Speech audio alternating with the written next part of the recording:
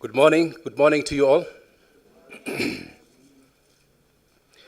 Let me welcome all our distinguished luminaries, ANAPRI board members present, and those that are also virtually joining us, academics from across the globe, regional and development partners,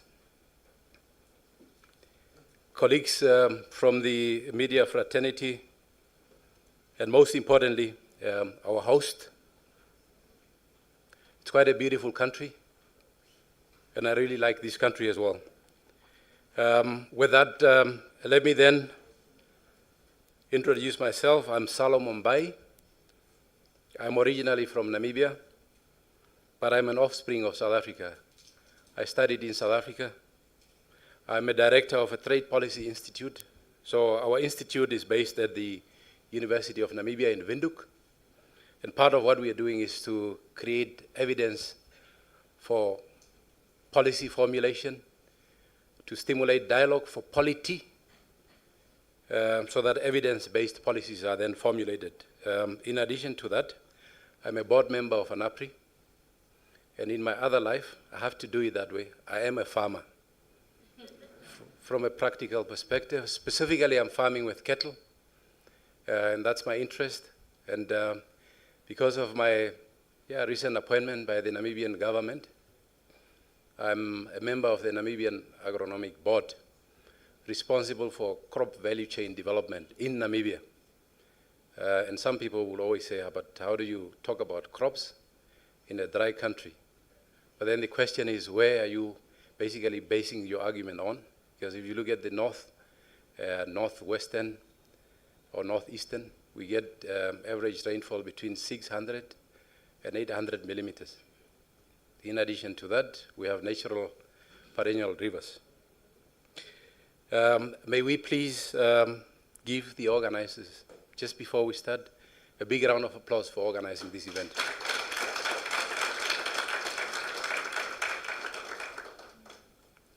It is now my distinguished honor to welcome on board Dr. Anthony Chapoto,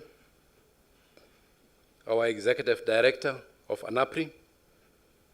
And I would urge, just in the interest of time, urge all of you to consult the conference booklet for the bios of the different speakers.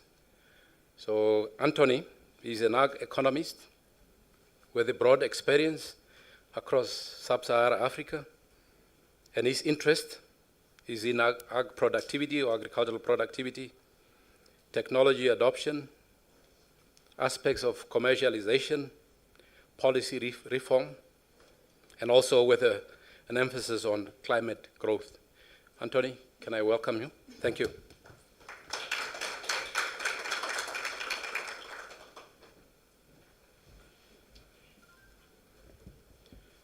Good morning. Let me ride on his protocols that he has already established, or protocols observed. My name is Anthony, as he has indicated. I love to make sure that our food systems is transformed in Africa, and I hold a position where I coordinate different centers across the continent to do that job in their own countries, and it's a very privileged position, and I thank all the support that we receive from our partners, the governments that we work with, the private sector, civil society, and many more. We have a session in the afternoon where we are going to do official opening. So I'm not going to say any remarks, because I'll say something in the afternoon where we have set aside that time. But I thought, as your host, I needed to welcome you to Kigali, Rwanda. The day that you have been waiting for has arrived, but it started to arrive yesterday because we had some great pre-conference activities, and I met probably half of you, and today we have grown bigger. So basically, let me say, ANAPRI is pleased to have you here. We don't take it for granted. You know, you have come a long way. We have been planning this for almost the whole year, so I don't take it for granted. So we really want to welcome you to Rwanda, Kigali. Our host, EPRN, will welcome you in the afternoon nicely, but we thought that before we go into this technical session, the first session, people would wonder, why would we start with a technical session? Why don't we start with an official opening session? ANAPRI's tradition is to always do its opening in the afternoon to allow partners across the globe too, as many as those that can fall. You know, time difference is always tricky, but we chose to do our opening in the afternoons. So during the next 2.5 days, we have come up with a very enriching, very rich program that will allow us to interface as stakeholders who are trying to drive ag and food systems transformation in Africa. Today, we have 2 technical sessions. That is one that my colleague Mbai will facilitate, and then we have another one on CADAP. In the afternoon, we have official opening. We'll end the day with a bit of mingling. We have set up a cocktail for you, where we will interact, because I think we value more the interaction. I think when we talk to each other more, we share ideas, we discuss and reflect on things that would have gone on in the day. So that will be day 1 for you.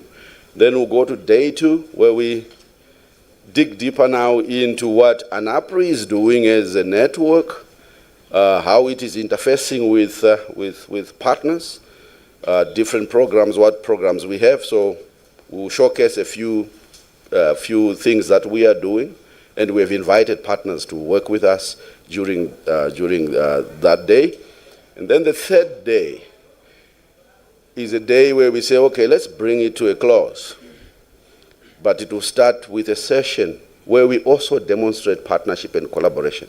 We have partnered with FAO, and the theme for this conference, which is talking about food systems transformation, what is it that we need? What are the investments we need? What are the policies we need? And we bring it together and say, probably what we need is systems thinking. So we have a session, very brilliant session that we have put together in partnership with FAO. And last but not least, because the world is changing. I'm sure a few years ago, we had so much funding. But the globe has changed. All of a sudden, the switch has turned. And our centers face tremendous difficulties to fund their work. Our partners face serious challenges in funding their work. So what we have been trying to innovate, to say, probably we need to rethink the way we look at development. And the last session that we will go through is to demonstrate partnerships, coalitions, and we invite a few partners that we have been discussing with throughout the year to just outline how these collaborations work and how we can leverage the resources that we have to be able to deliver and transform the continent. And lastly, we do a closing session. With that, let me welcome you again to Kigali. Let me invite back Salomo to lead you in the first session. Thank you very much.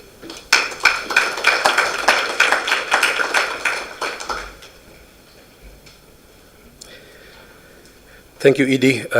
Let me now just briefly, take you through the objectives of the first high-level plenary session.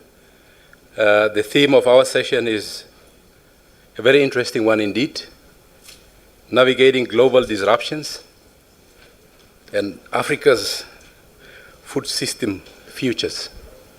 I think if you briefly listen to you know, the message that is being propagated through this, conference theme. It's basically asking for interventions relating to our capabilities to navigate through shocks. And that navigation process emanates from preparedness, be it in terms of policies, be it in terms of regulations, and also, I mean, the most important aspect of it all is, do we have budgetary capabilities in our midst to deal? Do we have some alternative markets to deal with all these disruptions? So the objectives of this session is to, in a nutshell, I'll be very brief, to examine how current and emerging global shocks, and this includes, among others, not limited to the trade conflicts, funding withdrawal, energy crisis, and how those are shaping global and regional food systems. That's the first objective. Objective 2 is to provide insights on implications of these disruptions on Africa's food system, trade, agricultural transformation, and development, and highlight both vulnerabilities and opportunities. The second last one is to share examples of how African countries and regional bodies are navigating these shocks, including innovations, policy and regulation responses, and institutional adjustments. In addition to that is also to engage the different policymakers, researchers, private sector, and development partners in a high-level dialogue on resilience strategies that balance immediate crisis response with long-term food system transformation. And then lastly is to identify priority actions and policy directions for strengthening Africa's food system resilience and positioning the continent to drive inclusive growth under sustained global uncertainty. There is a notion, you know, from my end within the crop sector that most of the time we talk about food security, right? And as African countries, if we are not seed secure from that aspect, let's forget about talking about food security. As a starting point, we need to also, in addition to that, enable the livestock sectors to be able to come out of, as quick as possible, come out of challenges pertaining to be it drought or disease outbreak. Now with that, allow me to welcome Abdi Ali. He's an economist responsible for markets and trade divisions for the Food and Agriculture Organization of the United Nations. The topic that he will be presenting to us is global disruptions, agri-food systems, and he will specifically talk about performance, risks, and future pathways. In a nutshell, Ali is an economist in markets, as I've indicated earlier on, and if you look at his responsibilities, also speaks to aspects pertaining to trade analysis and also provisions of policy directives. Ali, can I hand over to you just to take us through your presentation for 15 minutes? Thank you.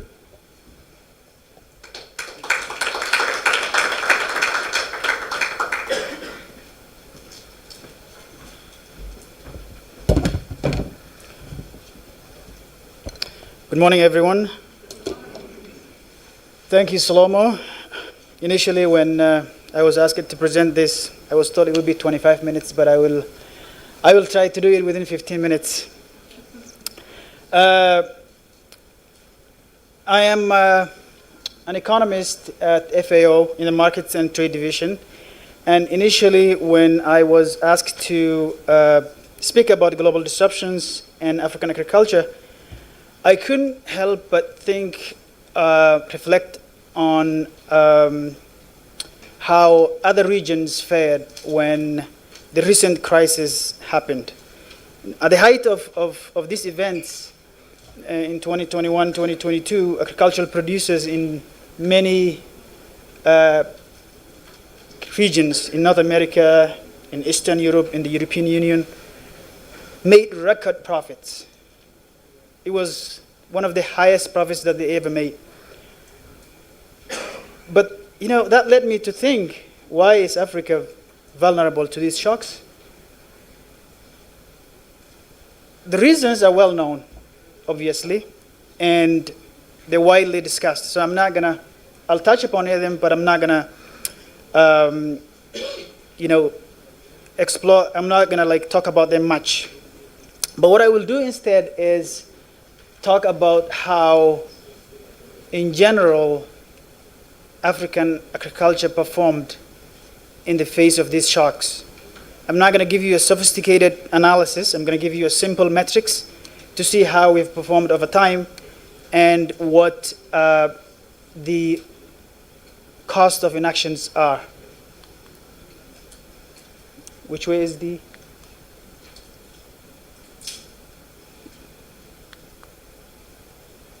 Yeah, it's good. So this way, right?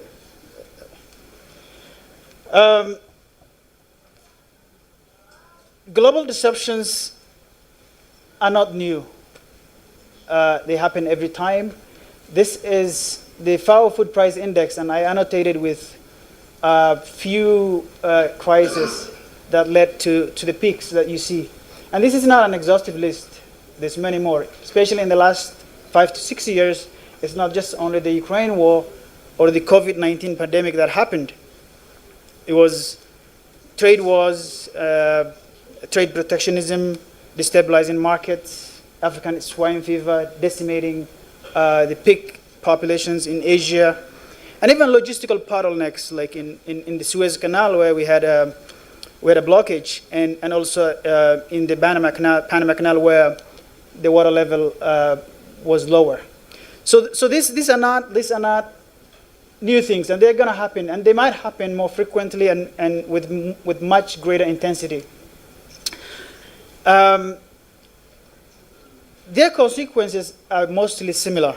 You have volatile markets, you have fiscal constraints, you have increased inequality in access to food, and you have high undernourishment, especially for the African consumers.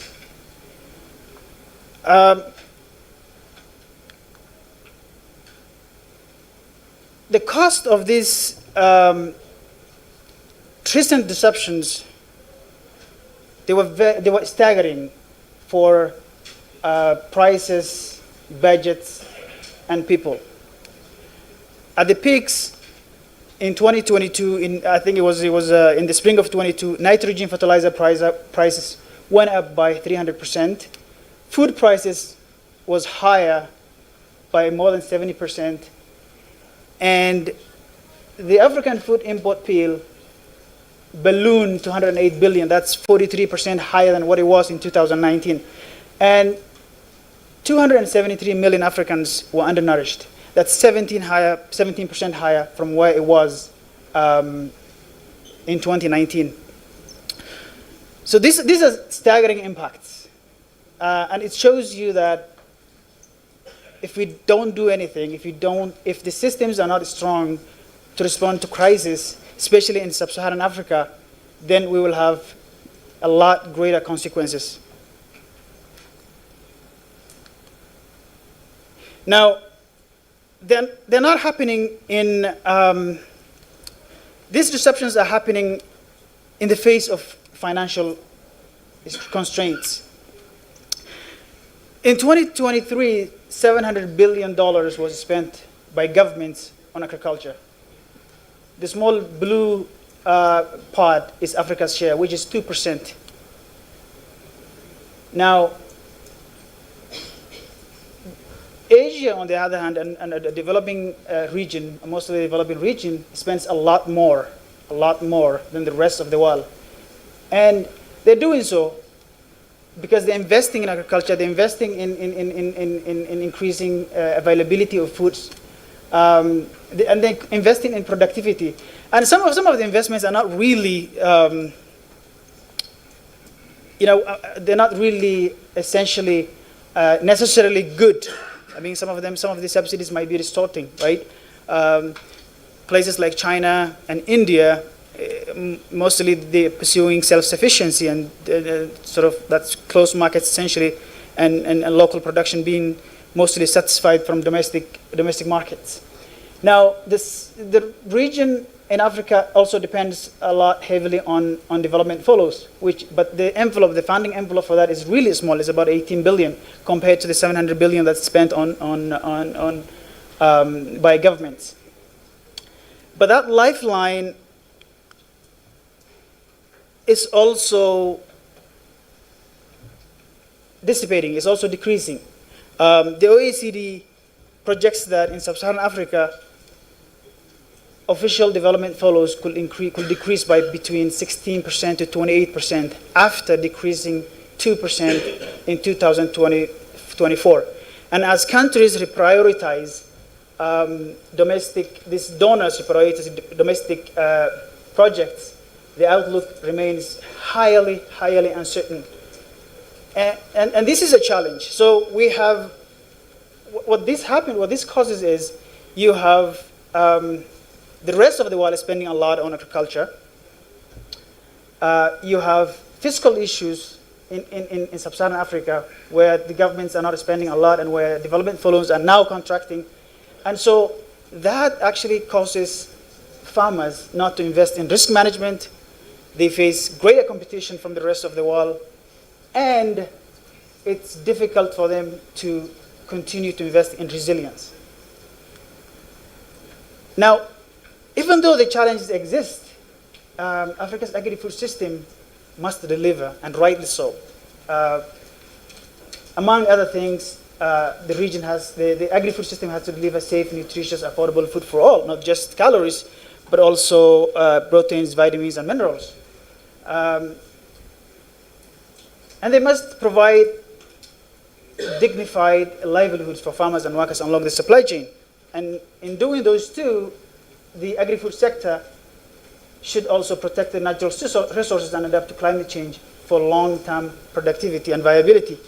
Now, the question that needs to be asked is, who does the honors or the burden fall into?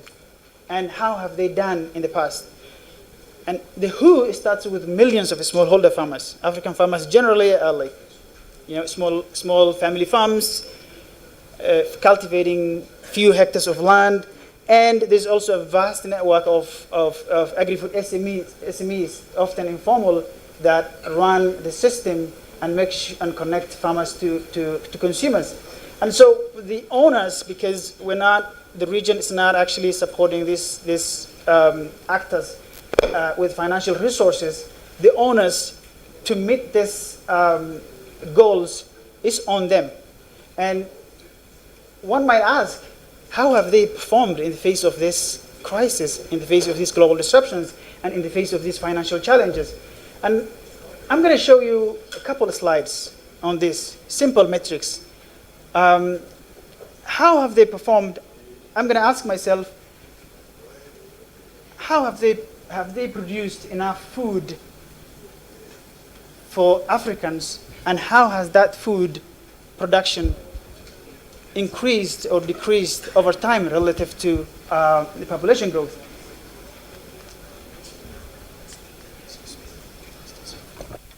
And this slide essentially tells part of that story. Let me focus on the blue solid line first. This graph is on gross production per capita divided by gross production divided by population. And as you can see, between 1990 to 2018, this production per capita grew by 30% over time. It grew steadily. That is incredible, isn't it?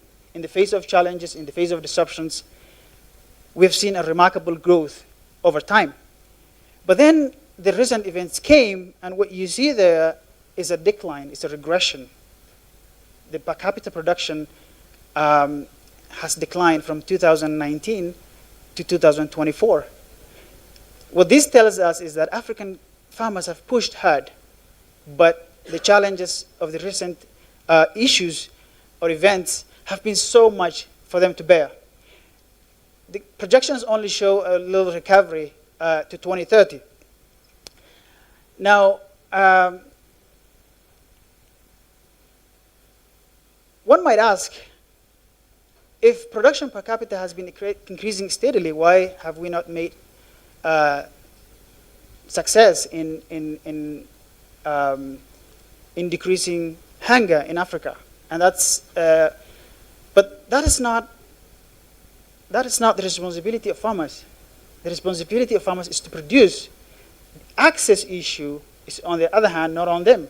Access depends on physical access, the connectivity, the infrastructure, and also the economic access. So we've put so much burden on these smallholder farmers, but they have been performing well. And if we don't support them going forward, then we risk a regression going forward. Now, the other thing that I want to show, another success story, is that African farmers did not actually only produce, they produced with less emissions per capita. If you see this graph, the convergence to the global average has been steep over the last few decades. We're still far away from the global average, but the rate of convergence has been steep. And going forward, there's been some little bit of uptick there during the last few years because of the recent events. But they've done so much in reducing emissions per capita, which speaks to evidence of investments in efficiency of production and investments in productivity. Now, there's still challenges going ahead. I mean, we have to, a lot of emissions come from our livestock industry, which needs to be, which needs to see further improvement. And this brings me to this slide, which is about production of livestock and fish and fruits and vegetables, nutritious foods.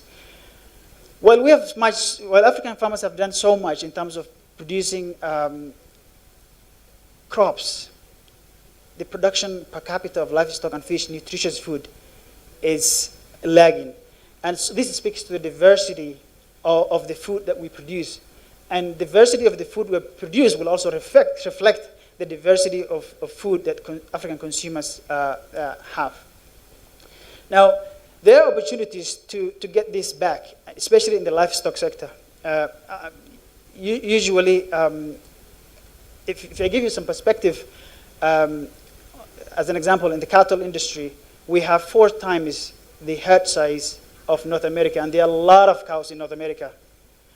And we only have 1/10 of their productivity. So there's a huge improvement needed going forward in the livestock sector. That's where an opportunity exists. And we also have to understand livestock is also at the nexus of a lot of sustainable development goals, whether it's food security, nutrition, climate, even conflict.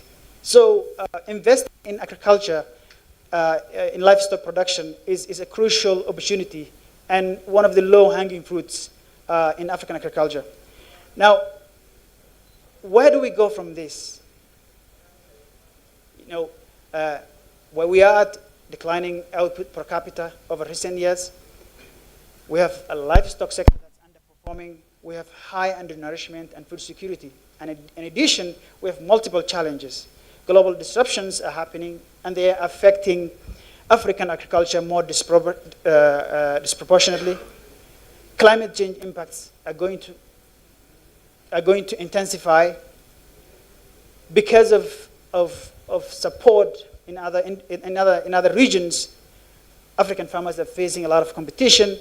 There's limited access to finance, as I've shown, that only 2% of global agricultural expenditure comes from Africa. And there are a host of other domestic issues, other local issues. So where do we go from here? Now, we could go with a business as usual, where we have gradual improvements and vulnerability remains.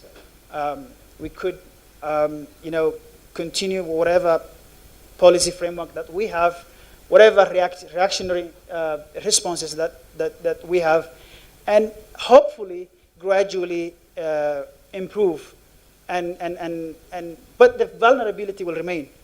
Or it could be a transformative pathway where there are bold investments, where there's high productivity and resilience. Or it's a stagnation where these events happen more frequently and with greater intensity. So the path that we forge ahead is important, and it should happen now. With that, I give the floor back to the moderator. Thank you.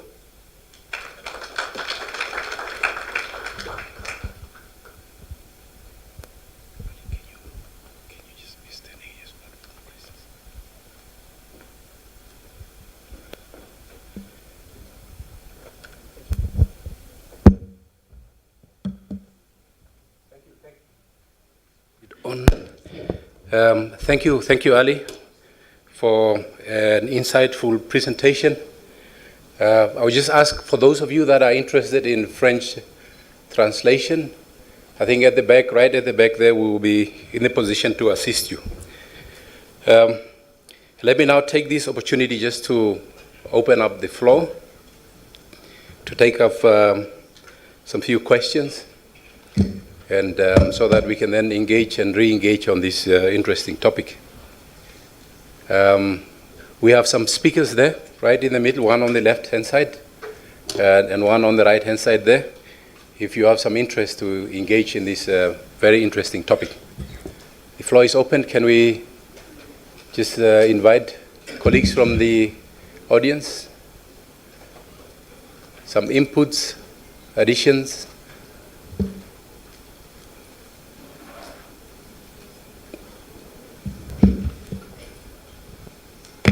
Okay, so I see no movement. I will then pick people from the audience, basically to engage. And we have a very capable team, here to either give some comments around these interesting topics. I think the first culprit will be Luke. Luke, can I give you the freedom to engage?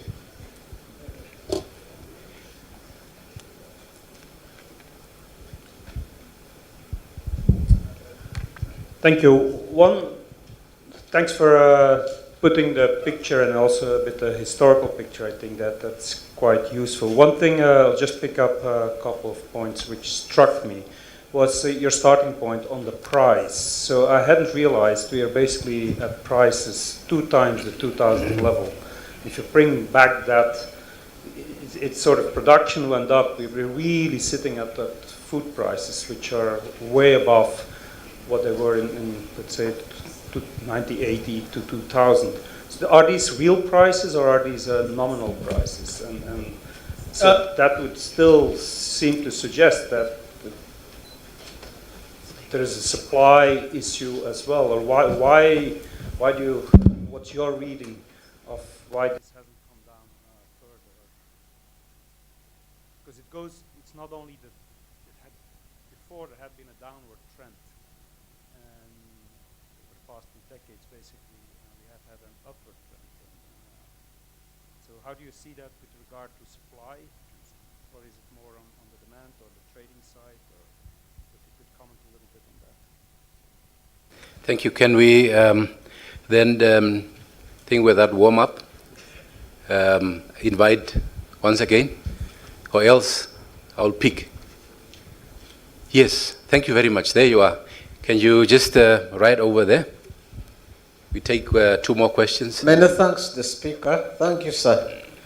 I just wanted to pick it up from your last slide on charting the road ahead. I guess the first option is not available. We can't be business as usual. Neither is the third option feasible, stagnation and regression. So which brings us to the transformative pathway that you mentioned. I just wanted to know your thoughts as FAO on what this entails. Can you unpack this? If you have had time to think about it, what should we do along these lines? Thank you. Thank you very much. Thank you. The last question before we invite Ali to respond. Yeah. Good morning. Andrew Mould from UN Economic Commission for Africa. So I also was a bit perplexed by the food price index over the long run, because it really implies that food prices are at historic highs. So I'm wondering about the deflators that FAO are using. Even if we have had this really large surge in prices over recent years, it still seems to me difficult to believe that food prices are at historic high. Never seen so much. I think some reflection on how that's presented, those numbers, perhaps even as a percentage of incomes, for example, on food purchases, might be more revealing. I also just had a quick comment on the food trade balance. So you showed the figures for 2022. I think you showed $108 billion deficit for the African continent. Now, I think the important point to stress is the last 2 years, that deficit has diminished again. And if you look at the net balance for the continent, actually it's improved quite significantly. So it's standing at around a negative of 22 billion, rather than the gross figure of just showing the imports themselves. So there has been a modest improvement in the performance, and I'm always showing the FAO graph, actually, comparing the food trade deficit on the continent with that of the Asian continent, which is 6 times higher. So I think those figures need to be looked in their proper perspective. You know, yes, Africa has some serious challenges, but it's not alone in those challenges. There are some common challenges globally where we have, you know, a lot of global net importers and a reduced number of global net food exporters. Thank you very much. Ali, over to you. Thank you. Let me try to tackle the 2 questions on the prices. The prices I show are nominal prices; they're not real prices. First, and usually when it comes to real prices, there is. I work on the OECD FAO outlook, and usually our message is real prices are declining over time. But then there is also a counter argument. If you look at prices since 1960, you can see that there's also some uptick actually in real prices that's happening. So that is on the real prices. The idea that why we have declining real prices, marginally declining, not a lot, is because with time, you know, productivity improves, supply sort of like responds. You know, usually demand is rigid, and food demand is rigid, and where the food prices mostly depend on how supply shifts, right? If it's up or not. Like, people are consuming more or less similar levels of food because it's an essential need. But the graph that you saw on the nominal price, it has been increasing, and we've reached some of the highest prices in 2022. It's been coming down. There's a little uptick right now. I don't know if it's probably related to what's happening in the Middle East, but generally the prices are way higher than where they were before, nominal prices. Even when you deflate, real prices are still higher than where we were prior to the recent crisis. In terms of food import bill, the graphic that I show was mostly on the impacts of what happened after these successive shocks. You know, we had, you know, African swine fever, we had trade war, we had COVID, we had a lot of problems that COVID brought in. You know, logistical issues. There were other logistical issues that happened, and then we had the Ukraine war, right?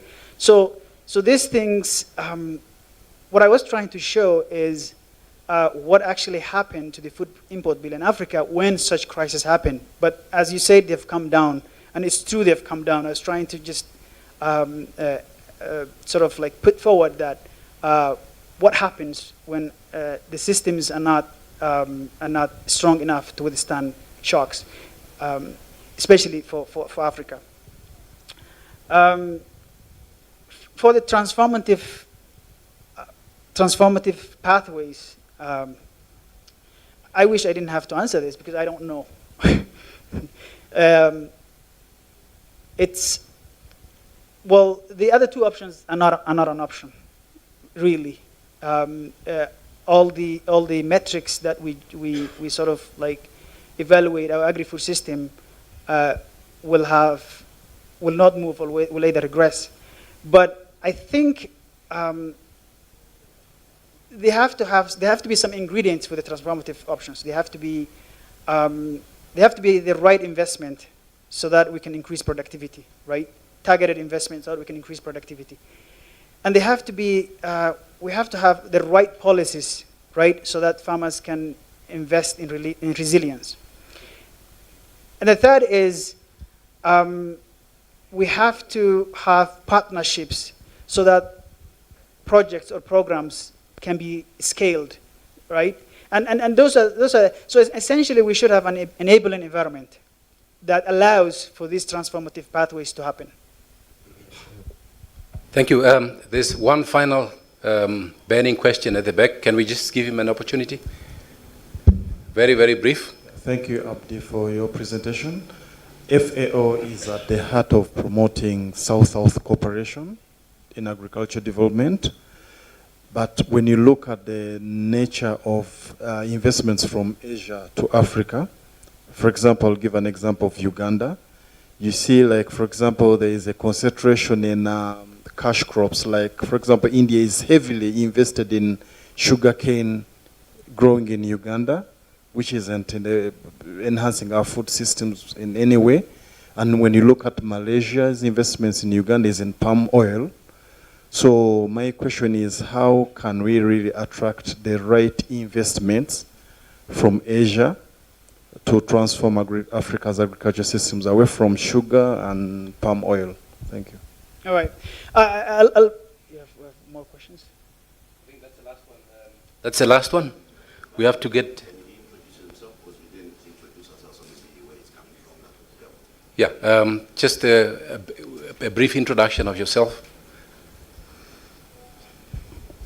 My name is Kayanja Julius from Agricom, Uganda. Thank you. That's the last one. Okay, so I don't work in the South-South cooperation, but I can give you a general reasoning or general idea of why. I think like FAO, every country is a member of FAO, right? If the right investments are not, if the investments are not going into the right industry, or the country does not identify the right priorities, then I think it's sort of like the relationship between FAO and that country has to be, so the relationship on that nature has to be worked out in the sense that the country has to be able to say that we think that this sector is worth investment because it's important for this and this. I think one reason that we see a lot of investments going into cash crops is because they fetch, cash. We get, and they improve livelihoods, right? Farmers export these crops and get money instead of stables. Essentially what happens with the stables is a lot of farmers are growing stables for food consumption, for subsistence, and selling the little, the remainder that they have to the market. But sometimes what happens is that the infrastructure, the connectivity is not there for them to sort of realize this price and sell these goods. And there's a lot of issues around. But the supply chains for these cash crops are well established. And maybe that's why a lot of investment is going into that industry. But I think it's on the responsibility of FAO members to identify this and say where the right investment should go in. I also want to add that related to what I was presenting, it's in terms of crop production, stable crop production, we've been doing well. I mean, we've done that for generations. We understand like our farms. We have challenges. There's a lot of challenges that are facing the sector. But essentially, we understand how to grow crops. We understand our soil. Yes, we don't apply enough fertilizer. Yes, climate change and host of a lot of other issues are degrading our soil. But at least, we've been so successful in producing enough stable crops to feed Africans, right? How that food gets to consumers is a different story than, as I said. Thank you very much. We've come to the end of Ali's presentation. Can we just give him a big round of applause, please?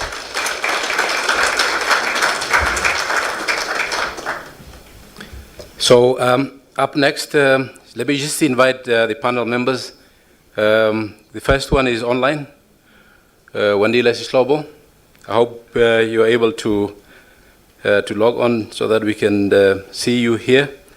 And also at the same time, I am inviting Nancy Laibuni. I think you are around so that you can just come forward here. And Innocent, are you around from the fertilizer industry? And then lastly, Chris Chibwana.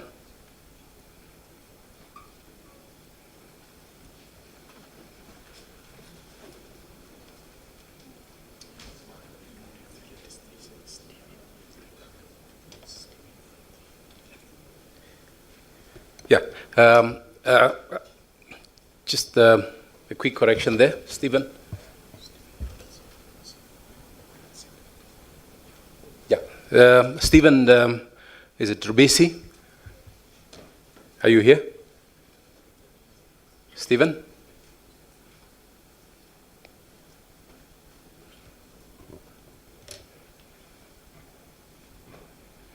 Thank you so much. I'm just hoping to see Wandile. Is he on board, Wandile? Yeah, Chair, I am on board and here. Great. Where should I take a seat? Okay, you have to move it.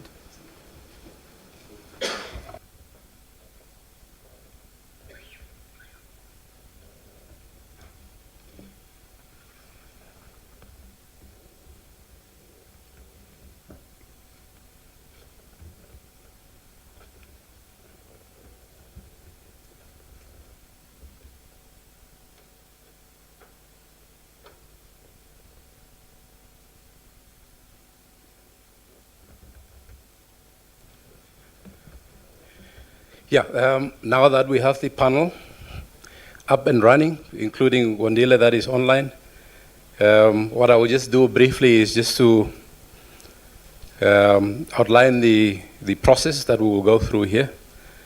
I will give each and every panel member an opportunity to respond to one or two questions. And once we are done with that, we will then invite colleagues from the audience to engage, provide some comments and so on. And as reminded by the ED, it's important when you are given a chance to ask a question to introduce yourself so that we can appreciate who you are and the angle of your engagement.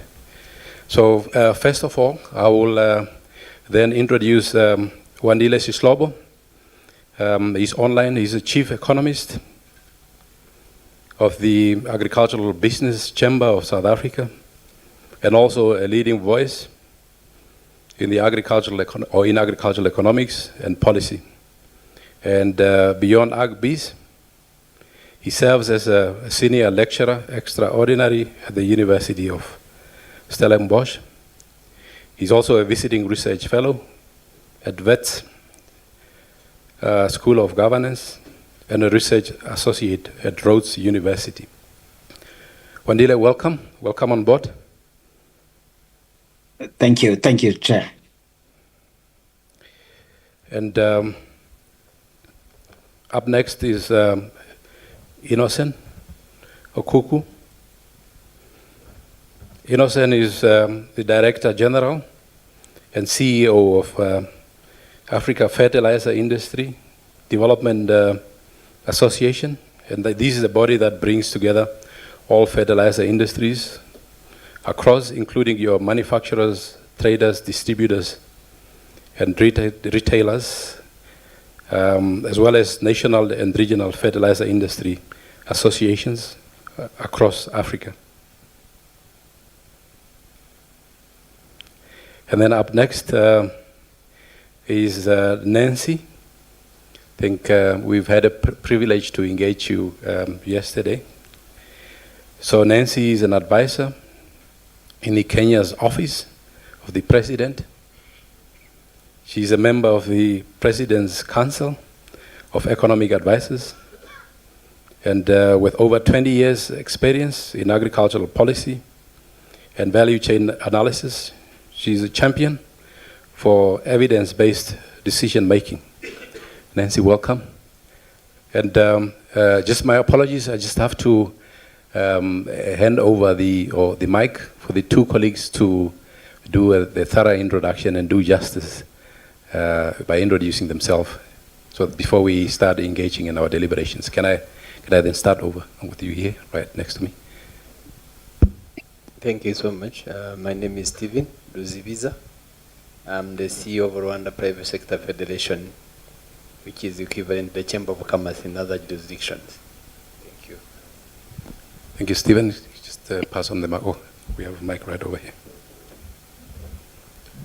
Good morning. My name is Chris Iwana. I work for the William and Flora Hewlett Foundation based in California.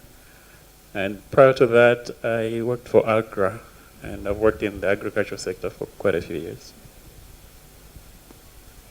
Thank you very much. Can we just maybe just appreciate the panel that is here? Quite a robust panel at our disposal, and regionally well represented in terms of our geographic locations and where our centers are based.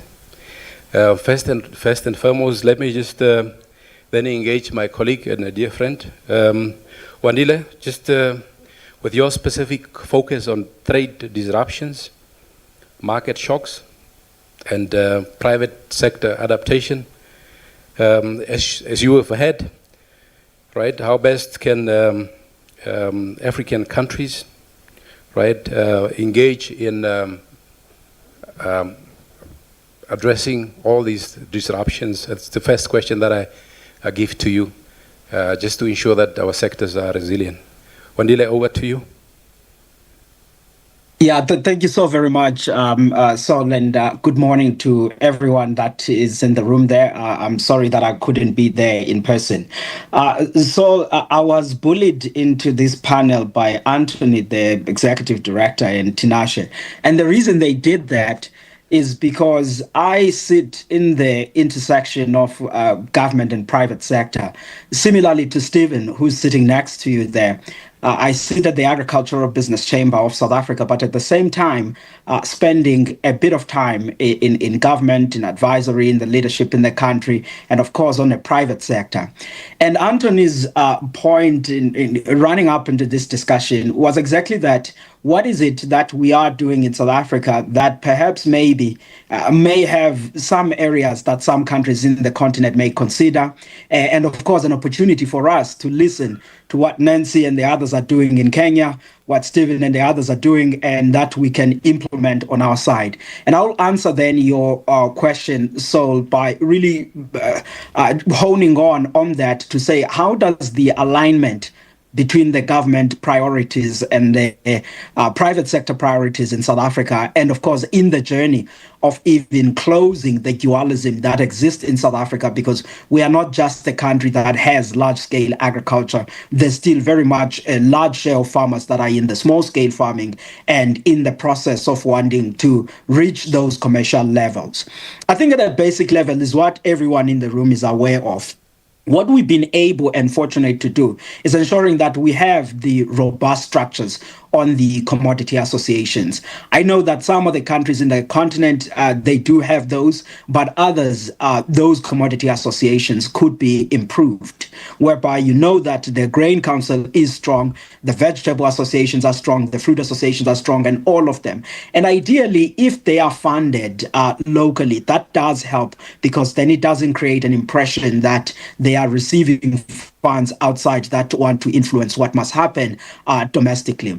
The reason I'm raising this, Sol, because I think to an extent, extent, they link to Ali's last point. You may recall the last question that was posed to Ali was about how can farmers in parts of Uganda make sure that they grow what the world market will need, and what the investments must also be targeted to those areas. But there's a misalignment. I think that's the question that the gentleman from Uganda was asking from Ali. And I think structures like this in South Africa, then they help, because what they do, the farmers in all of those commodity associations, they are able to articulate what they see as a need for themselves. But that's just one part of the organization of the sector.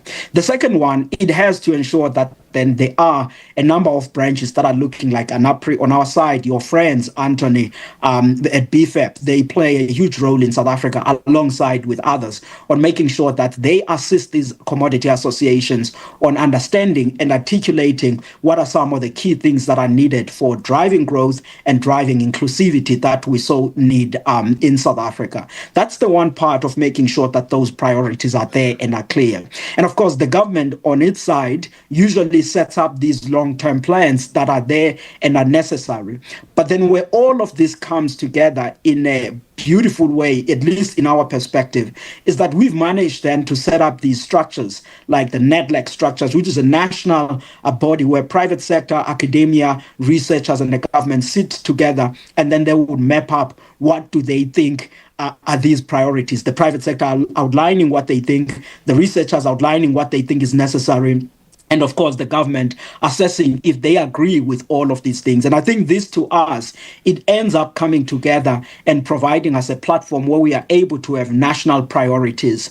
Either it's higher value crops or labor-intensive crops. And of course, then outlining in each of those commodities about what is needed and what are the responsibilities of each of those stakeholders. And towards my ending here, the last key thing then that we have been able, at least in the recent past, to put together is what we call in South Africa the Agriculture and Agro-Processing Master Plan. And Dr. Mato Kalapa, who's sitting right at the back on the row on the far left, he actually is one of the people that is the authors of that document, and he was able to deal with all of the divisions in opinions between private sector, academia, and the government. But we all agreed and came up with the plan. Once then that plan is on the table, it is up to the government, the private sector of South Africa, to go out and sell it and make sure that the investment and the promotion of this plan are really narrowed and channeled towards those areas. That, so at the high level, is what we've been able to do. But I would close by saying this: it is easier, of course, to come up and map up these at a higher level when you already have some of the basics in place. I do think that some of the things that came up on Ali's presentation about the issues of infrastructure, the fragmentation of value chain, you first and foremost, at least the public sector, has to ensure that the investments in those areas is rigorous and it's done. Then the softer planning that is about prioritization of commodities and prioritization of export markets is a far easier way when we have been able to deal with some of the areas that need the heavy private sector investments, as well as some of the legislative changes that are necessary on attracting this investment. And I think that is what has been able to, for us, to create that dance between the private sector and the government, and we've seen the money following through that. I see you smiling, so I'm not sure if this is not what you are observing when you are in South Africa, but let me shut up before Anthony also smiles and tells me to shut up, and then we can hear what Stephen and the others are observing there in Rwanda. No, I just like what you're saying. It's actually like music to my ears. Thank you. Let me just start on my right on my far left. Specifically, the focus here is just to engage us from a donor perspective, looking at aspects of financing and partnership priorities. Chris, based on your observations, how have recent global funding contractions affected agricultural development priorities, and what adjustments are donor funding institutions looking at? What are they looking at in terms of creating sustainability? I'm not sure I actually have an answer to the first part of the question. I think we all have seen, the demise of USAID. So I actually used to work for USAID. spent a good 7 years inside of USAID in the early days of my life. And to see it dismantled has been very heartbreaking.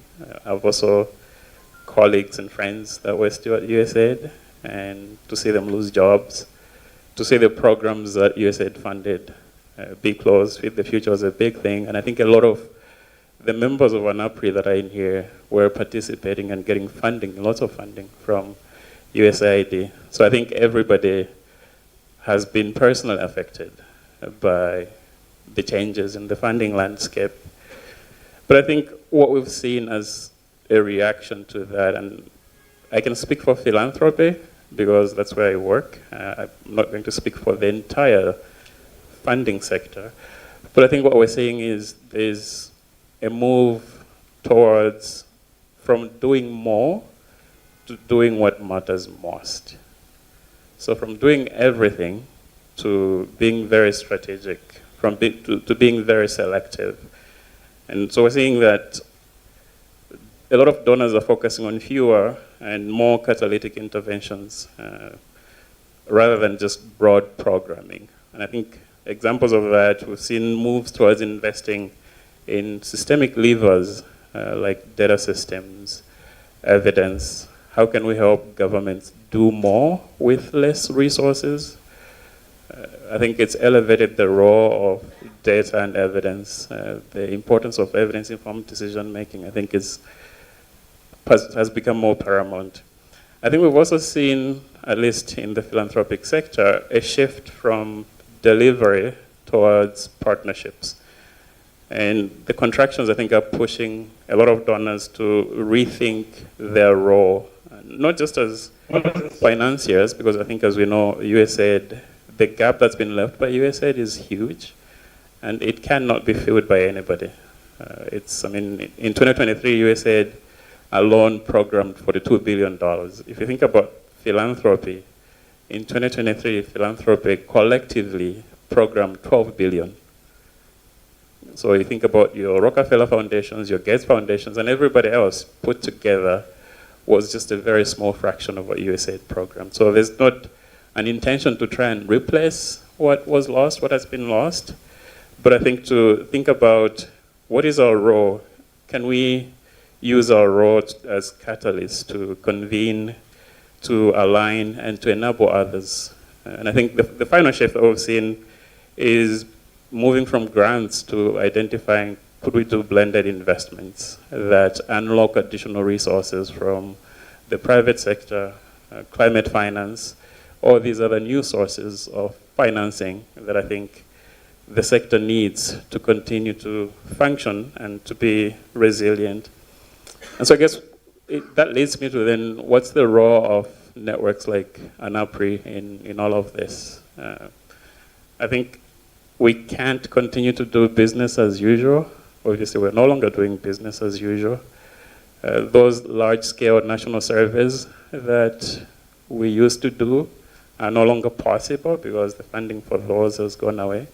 And so how do we still deliver advice to governments on what they should be doing, what they should be prioritizing, when we can't do large-scale surveys, when we can't do surveys with N equals 3,000? What other sources of evidence and data can we leverage to still be useful and relevant? Because governments, I think, need that advice now. And I think that's really a huge role that the network has, the expertise that the network has, the geographic reach, and the deep relationships that members of ANAPRI have with governments. I think that's something that needs to be leveraged. I think I still see the role of networks like ANAPRI as conveners of coherence. And so I think events like this, to the extent that they're inclusive and that they're not just a group of friends coming together and talking to each other, preaching to the choir, to the extent that these are inclusive of other voices, donors, governments, and others, that there's a role there for a network like ANAPRI to play to just help ensure coherence, that everybody is prioritizing the same things, everybody is working on the same things. And I guess the third role that a network like ANAPRI has is essentially as an amplifier of African agency. Given that funding has declined, I think there's a realization that nobody's coming to save us, that we have to take charge of our own development journeys. I think there's a desire by governments to try and raise more money domestically to finance agriculture. I think commitments like CADEP are now even more important. And so how can ANAPRI members, how can the network support governments to actually implement what they've committed to doing? I think that really is important. And it means, in many ways, I think, changing the face of an academic, that you're not just working to publish and get a promotion, get citation, raise your H factor, that you're actually working hand in hand with government to help them make the best decisions that they can, given the resources that governments have at the moment. And so I think it's a moment of reckoning for all of us to rethink what's really the role of an agricultural policy research institute. Is it to just foster knowledge production, or is it to actually be in service of policymakers? Thank you very much for those insights. Up next, I will just now go to Nancy. And I've got just an interesting question to you in terms of what other African countries can learn from Kenya in terms of Kenya's approach of balancing fiscal constraints, right, with the need to protect food and input markets.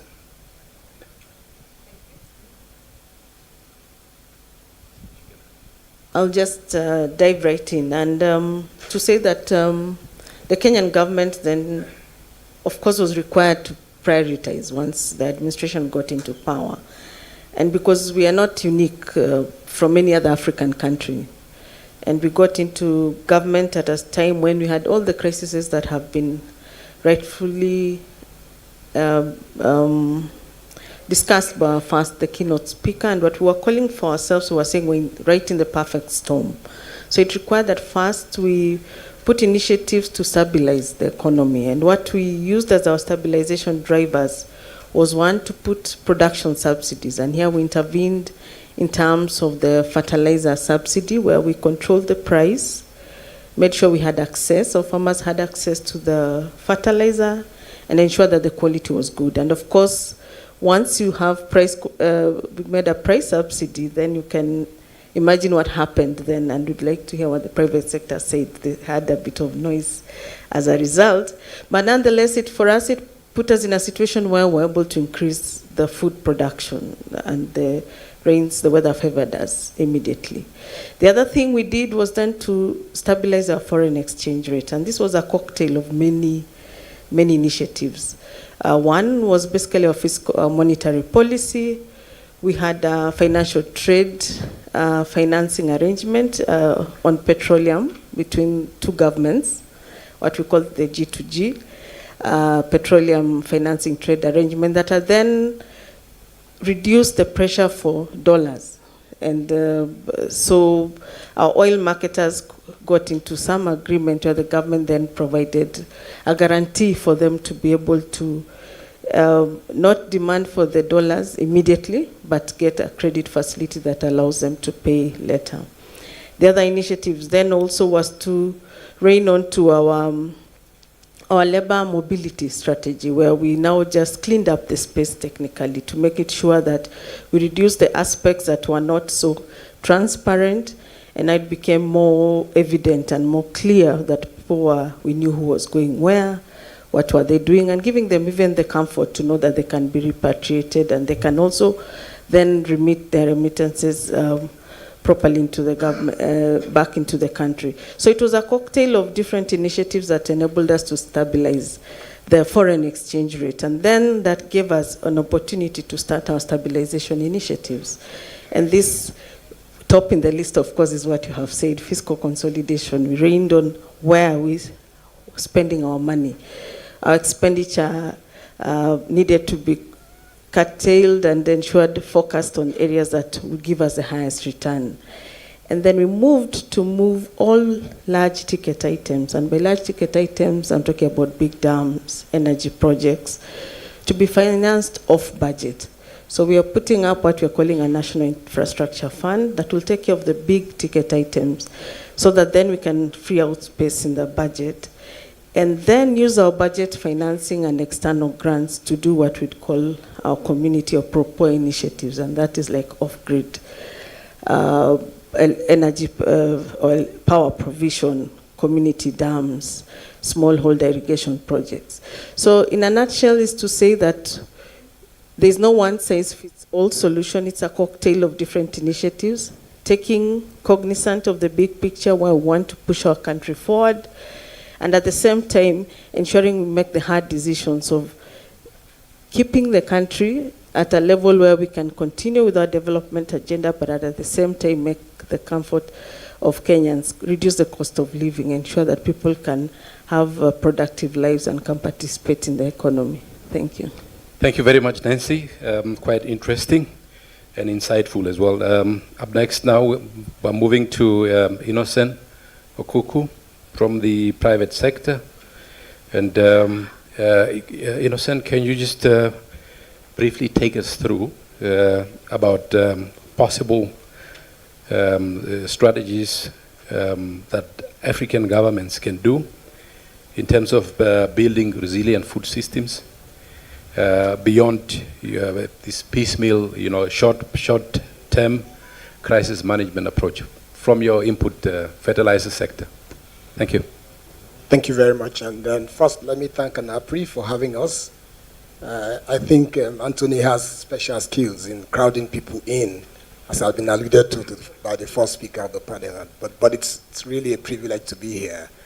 And and I'm going to write on one of the comments from Nancy, which is what can governments do to help the agri-food system get better, especially coming from the input perspective. I think the first thing that governments need to help do to enable private sector to play effectively and efficiently their role is to put in place the policy environment that is friendly to businesses in a sustained fashion. Oftentimes, you find governments that come in with certain policies that might look attractive, but they are not sustained. As we have a turnover of people in government, everybody comes, they want their own new policies. And for long-term investment, if the policy environment is not guaranteed for a long time, people, hold back the investment they could have brought in. I'll give practical examples, and I'll start from the case of subsidy, and I'm happy that to try and address a little bit some of the rumors that you may have heard and where it comes from. I mean, subsidies are good, input subsidies are good, but sometimes, if they're not properly structured, they crowd out the private sector. What it does is that it can take a country back 10 years. Let me give a small illustration. So, in any market, if you bring an input subsidy that drops the price of an input by a fraction that is higher than the margins that people who trade in that input make, what you have done is that you have provided products to be round-tripped. The products are not likely to be used by the producers to do what they are meant for. They will go back to the traders. Just an illustration. If a bag of fertilizer sells for $10, and the government comes and says, I will get smallholder farmers to get it at $5. Now, the man who is actually selling that recording in progress. Will not be making more than $2 total margin. Now, if a farmer gets it at $5, if he sells at $7, he's made the profit of $2 without waiting for the gestation period of the crop. And you're looking at a farming system that the farmer's output is actually not guaranteed. Even when you have insurance system in place, insurance is often structured to help the farmer recoup the investment that was lost, not to make the profit. So essentially, somehow, with a lot of smallholder farmers, selling subsidized input is probably more attractive, a quick win, than it is to use it to produce. And when the traders buy that, they still are able to make margin. So in some way, if it's not properly structured, subsidy can actually be a disincentive. Then you have people who, if you disaggregate smallholder farmer population, you have some who have actually begun to adopt good practices. In other words, they are procuring inputs commercially at market prices. But when they are aware about subsidies that are coming, what happens is that they step back, waiting to participate in what is commonly called, in many parlance across Africa, national cake. Right? It's government money paying for part of my inputs. So I'd rather take it than use my own money. So people who are already on the journey of coming out of poverty as smallholder producers, they fall back into the poverty trap. So somehow subsidies are good. The challenge has been with the way it is structured. So what we often ask is that there should be a system where private and public actors and everybody sit together in a proper conversation to design how a subsidy scheme will work to help the system thrive. What we think is best is to put the fund that is invested in policy at the market end. So you create a consistent pool for farm outputs. One thing we know is that all of the problems that farmers face in being able to continue to produce, once the market is guaranteed and it's profitable, all those problems resolve themselves. Access to finance finds its way in. You can't access finance if you don't know your market and you're not profitable. But once you show financing partners that you know your market, it's guaranteed, you'll be profitable, money will follow you. Once you know that if you adopt a good technology and your yields go up, you will sell at a profitable price, you will adopt the technology. So oftentimes what happens is that we make small growth, but with a little bit of shock, we take a quick action that then jeopardizes some of the progress we've made, so the country retrogresses. So this is the general thing that we see about subsidies. So we love subsidies. The only problem is that they are oftentimes not properly applied. So I hope this kind of. So the second thing I would like to say that needs to be addressed if we want private sector to engage properly from the government side is we do need to sort of create the right financing environment for agricultural production. Cost of finance in many African countries is relatively high. And you cannot produce with the level of cost of finance food crops in a way that you can successfully compete with some of the imported produce. It's why most of our production is not that competitive. So we need to find mechanisms that allow financing agriculture to be at affordable, cheap rates. I wouldn't even say single digit. Actually, it should be less than, it should be in the neighborhood of some 2 to 3% per annum kind of finance. That's what works best for agriculture in our setting. Finally, I know you're already looking at me in the interest of time. I'd like to, address a point that was on Ali's presentation, right? And I think, and he raised the point that smallholder farmers have grown in terms of output by 30% over the last. Yeah, I mean, that can look like a good positive point to make. But the reality is, how does that compare to, number one, our population growth? Because on the African continent, our population has grown over that period at a far higher rate. Now, how do you know that that's really a big problem, that we shouldn't be saying we are doing well by just growing production by 30%? If population have grown by more than 60%, and our food import bills have grown consistently, yes, the shocks made it peak at about 110 billion, but it was already growing consistently before the COVID era shocks. And even beyond it, it keeps growing. It's driven by our population growth. It's driven by our urbanization. It's driven by, the fact that we're not focused on building capacity to produce. So I do think if government stepping and putting some of this right environment, it will help private sector to invest more. And finally, Africa, I use this illustration a lot, right?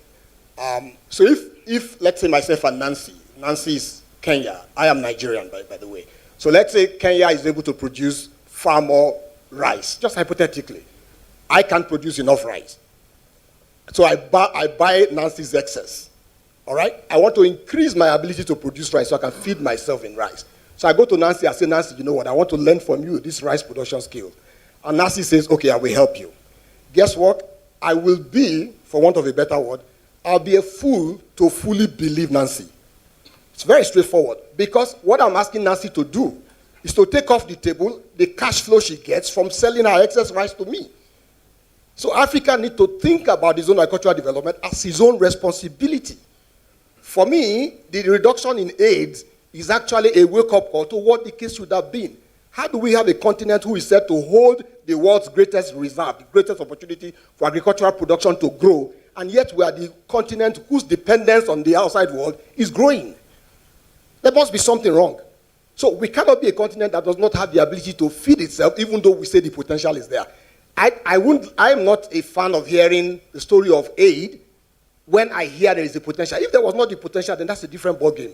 So Africa needs to wake up. We can do it, and we will do it. Thank you. Thank you very much. Quite passionate, Stephen. I think up next is you. I'll just give you to do it freely and openly. In terms of your experience, right? How did Rwanda manage to prepare the economy as a whole and the agricultural sector in particular to navigate through all these global disruptions? Thank you so much. Allow me to thank Anthony for calling me in this event. I thought I was the only one who was bullied into this. But now that I have a colleague from South Africa, I withdraw my case and proceed to the discussions. It is a tough question in terms of trying to navigate through all these disruptions. They were there before humankind. They are here with humankind, and we are likely to leave them behind. So navigating all through this, it's not an easy task. Two, we're at different levels of understanding these disruptions. Each country, each policymaker, each organ that is intervening have their own way of understanding and appreciating the level of these disruptions. And that creates an additional disruption, failure to plan.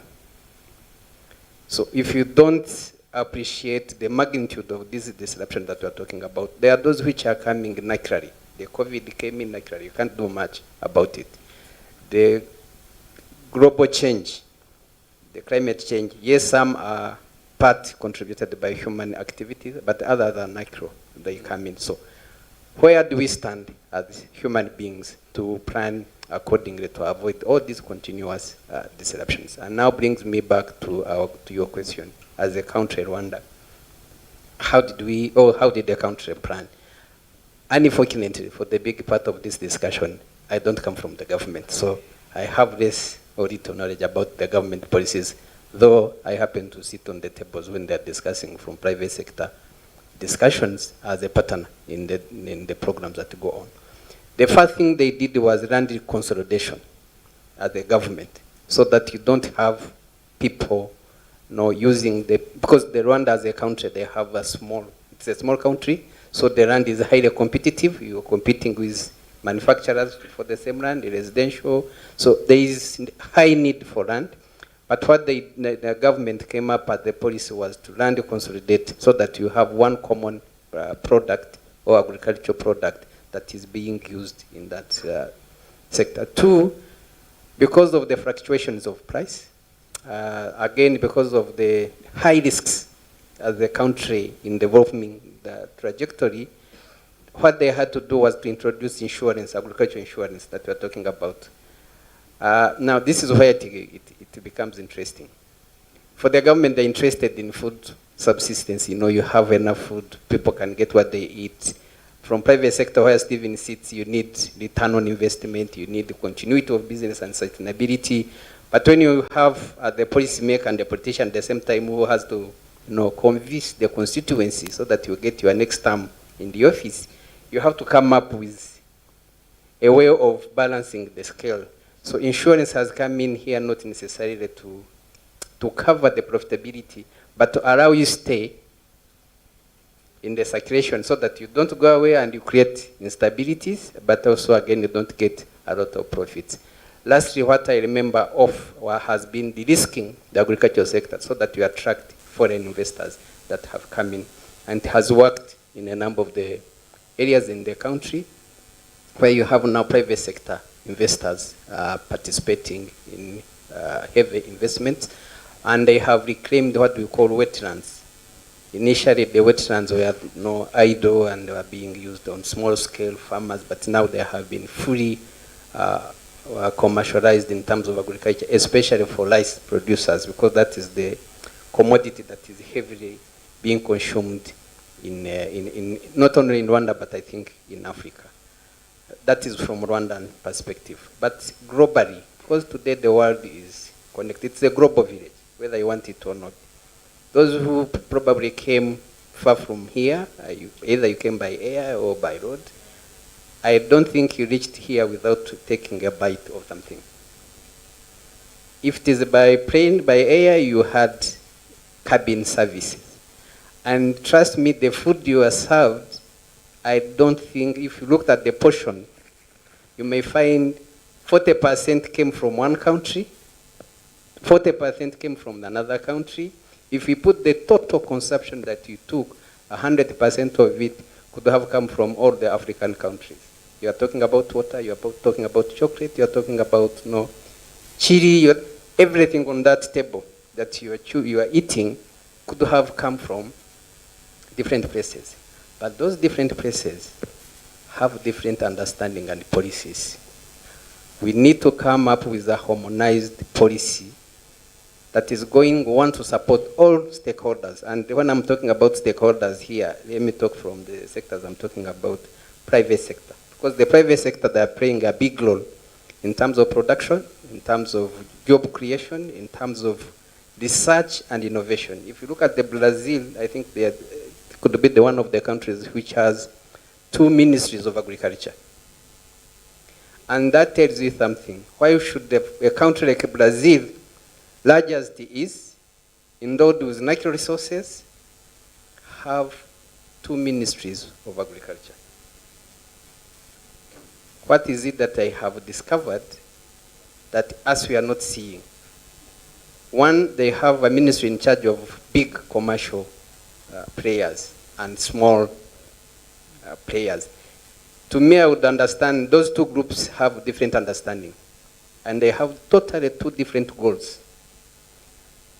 And one of them, if by luck disappear, then you have a failure on the other. So us, as the countries, almost of the similar endowed natural resources and factors, what is it that we can borrow from each other and then we work forward? 2, lastly, as African continent, we have seen so many policies, passed either at AU level, the economic blocks level. At all these economic levels, we have some policies, we have some discussions, we have different paperwork that being done, but we don't see them coming to the implementation. How do we revisit these kind of initiatives and so that we can really benefit from what they intended to? Thank you, Tony. Next time, do it earlier. Thank you so much, Stephen. Just before we take up a few questions from the audience, what I will then do is I'll give each and every panel member just some final thoughts, and then we can conclude. Wandile, any parting shots from your end?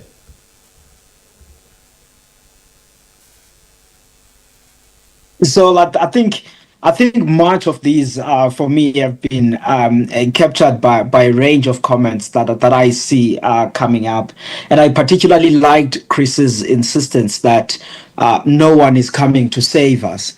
So we have to do something ourselves. And I think that links in part also with some of the remarks that were made by Innocent.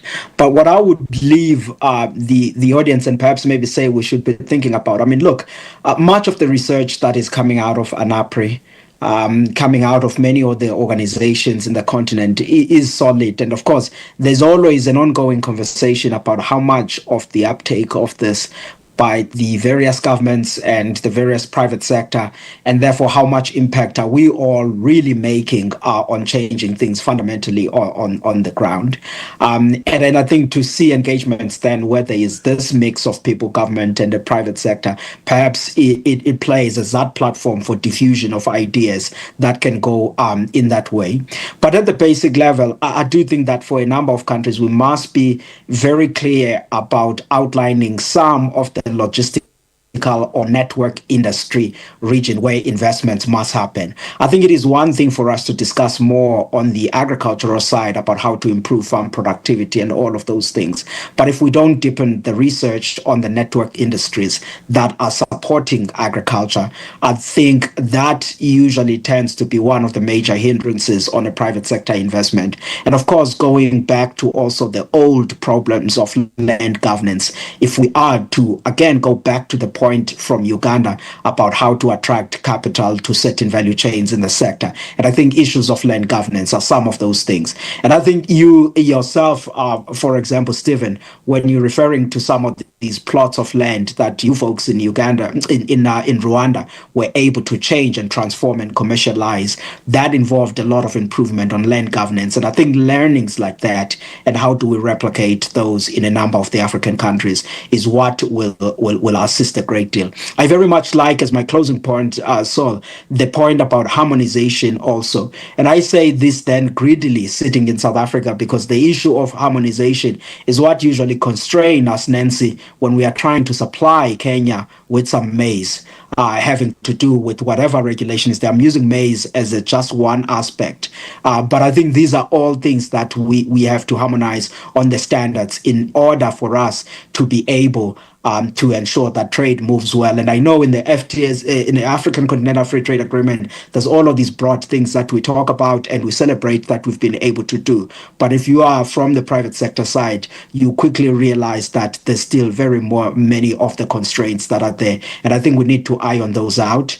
And of course, I think that will enhance that intra-Africa trade, but very much network industries for me, so it is one of the things that I think fundamentally constrain us as well as the land governance, but very benefited a lot. So Tony, while you bullied me to join here, I ended up benefiting more, so I'm grateful. Thank you.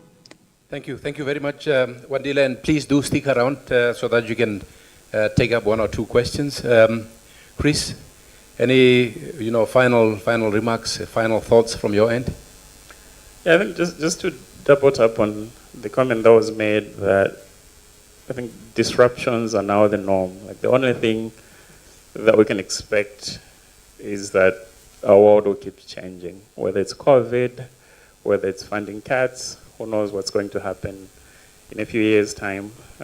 So I think we need to work on strengthening the resilience of our food systems. I think the real test for whether it's donors, African governments, or the private sector is really whether we can use this moment to restructure relationships from transactional to transformative. If funding cuts push us to do that, then I think that's great.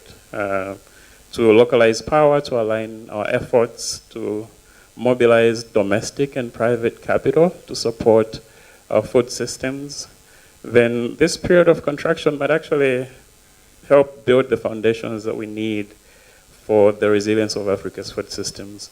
And so ultimately, I think the resilience of our food systems will come not from more donor projects. It will come from shared investment in African markets, in the talent that we need on the continent, and investments in institutions. I think donors can help build the conditions for that to happen, but I think ownership must rest with the continent. Thank you very much, Nancy. Just to capture the one or two points that I've learned from our deliberations yesterday. I think you've highlighted a key point, and I want to re-emphasize that. It's the fact that when we engage the political offices, it's important to provide options, right? If you are to drive efficiency and also uptake of the propositions that you are making, instead of just arriving at their office with one option, at least put 3 options, evidence-based.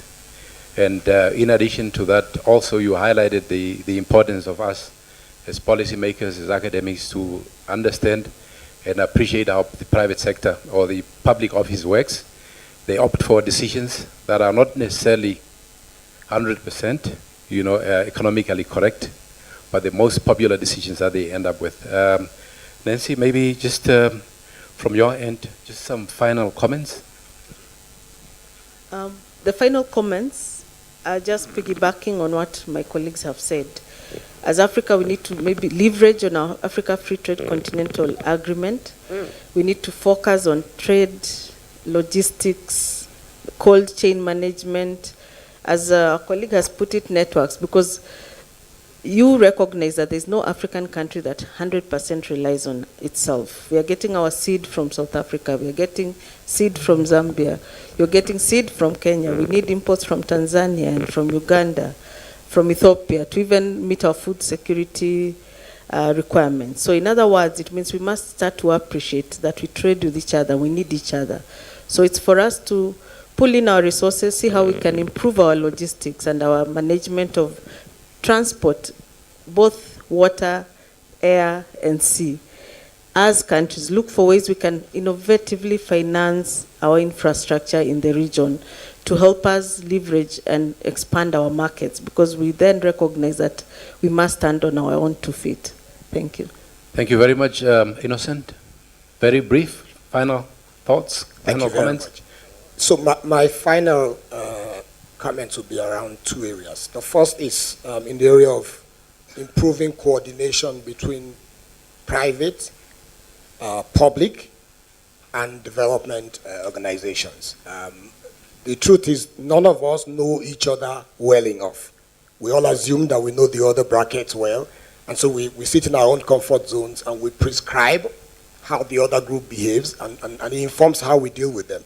I think we all need to get off our, in quote, our high horses and come to a central point where we trust each other enough, knowing that as Africans, we are in this together.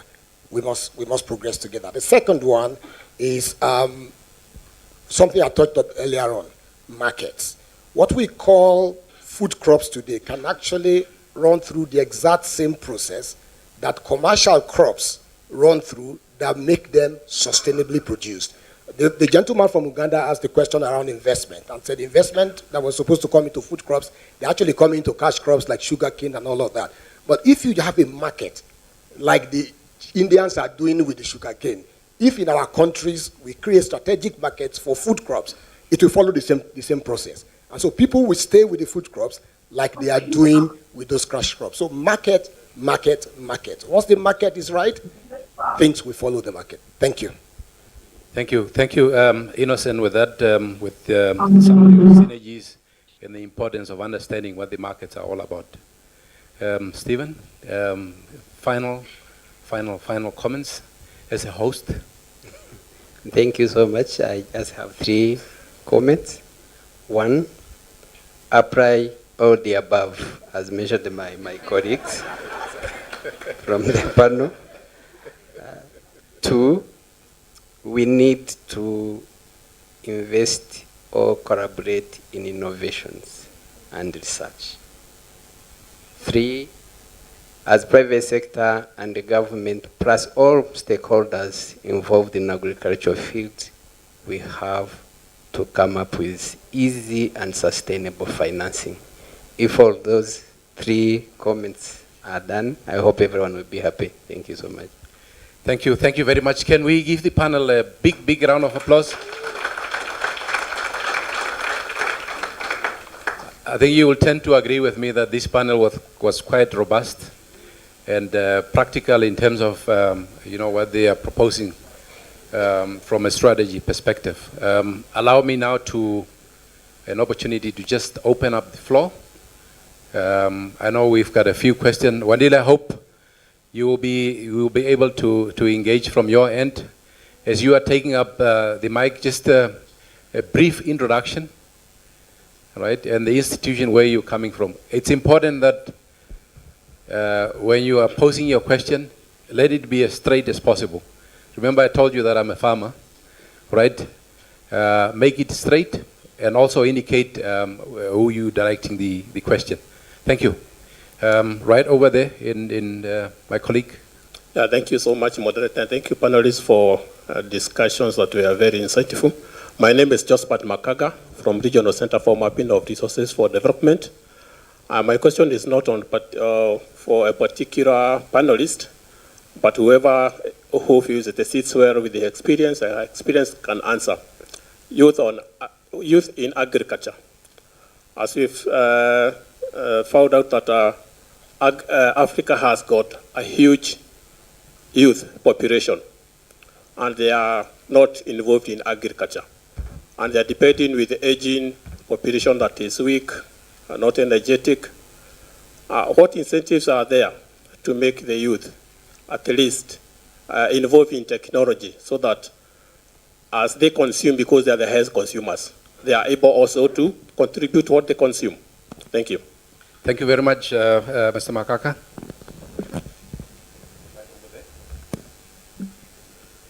Thank you, sir. Chair, MC, thanks to the panelists. My name is Bashasha. I'm from Uganda. My first question is to Mr. or Dr. Wandile. I liked your idea of commodity associations, but I'm a little bit worried they tend to leave out the smallholder farmers.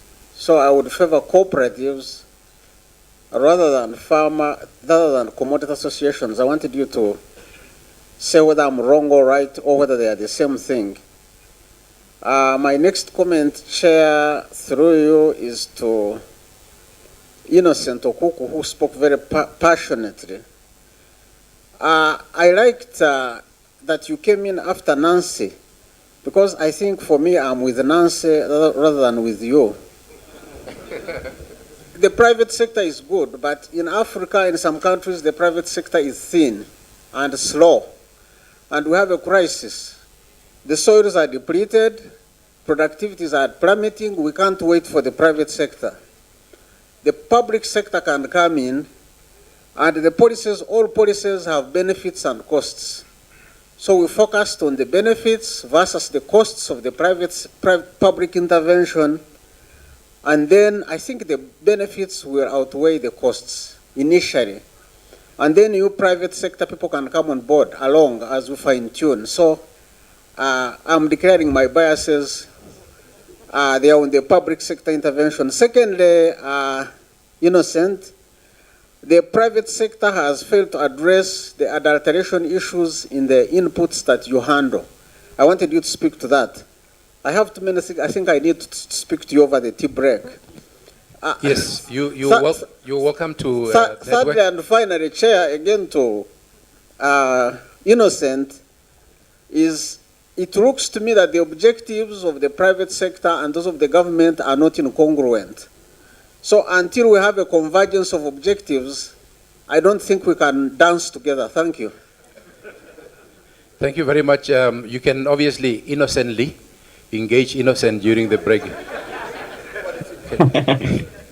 Luke, just over here, Luke, and then one more question there, and then we can just quickly engage. Thank you very much. Luke Christiansen from the World Bank. I want to pick up on one of the statistics that Abdi presented at the beginning, meaning the amount of spending on the agricultural sector. And one of the things we saw that spending on agriculture in Africa has been quite low. And if you look historically, that has even been the case over time, even when you compare with Asian countries when they were at similar levels of development. So my first question, given that spending on the agriculture, government spending on the agriculture sector is one key policy lever to get agriculture up, what's your view? Is Africa spending enough on agriculture? And if it isn't, according to you, why has that been the case? Over a sustained period of time. Some countries have done that. I think Rwanda, I think Ethiopia, there may be some others. Second, there is, of course, the fiscal constraint. We talk a lot about that. So even if you can't increase the spending, can we not spend much better? In your opinion, is it spending right? I think we had a debate on the input subsidies. Let's step aside from that. That's one part of the debate. It's an important part, but it's not the only thing that spending is going on. We talk extension, we talk research, we talk innovation. So is there not a big agenda for improving the efficiency of the little spending there is?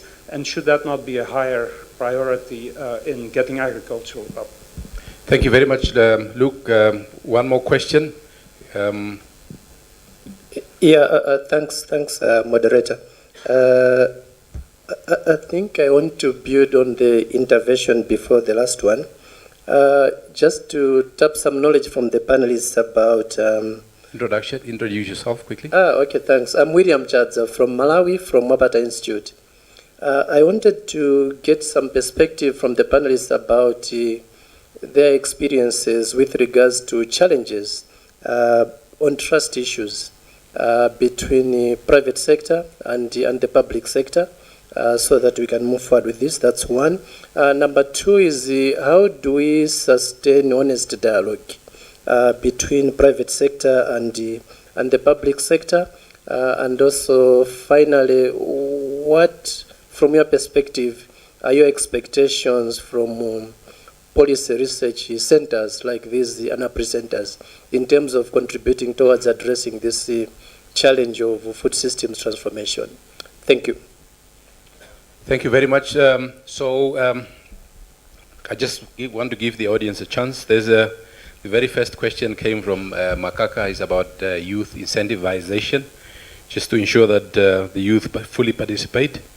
And then the innocent questions from Bashar, about a few questions about the involvement of the private sector in the agricultural sector.